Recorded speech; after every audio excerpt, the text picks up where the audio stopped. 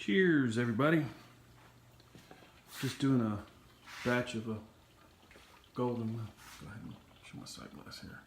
I'm done mashing out. There's still wort in my rims tube, and I have my element shut down. But the benefits of recirculating your mash for an hour. There it is.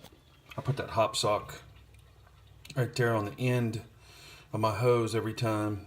And I catch a few little grain husks just about every time, but I just do it just to have the wort with no grain or anything like that. But that is the benefit right there of recirculating your mash for an hour. I'm sparging off right now. Got my hot sparge water, and I did ramp it up to 170 with my rims tube, and now I'm running off. And what I do is I run it through my brew pump. I put this little teeth here. And just run it right here and right into my brew kettle. Kind of a,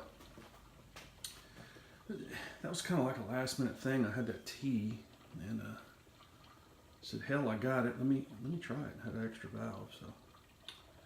And it works out pretty good.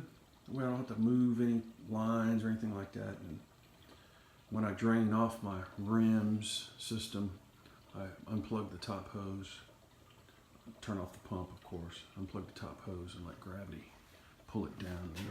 It'll pull it down in this area.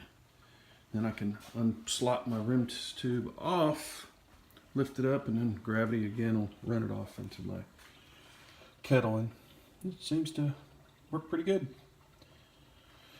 So yeah, that's how I do my mash and recirculation, and the benefits of recirculating.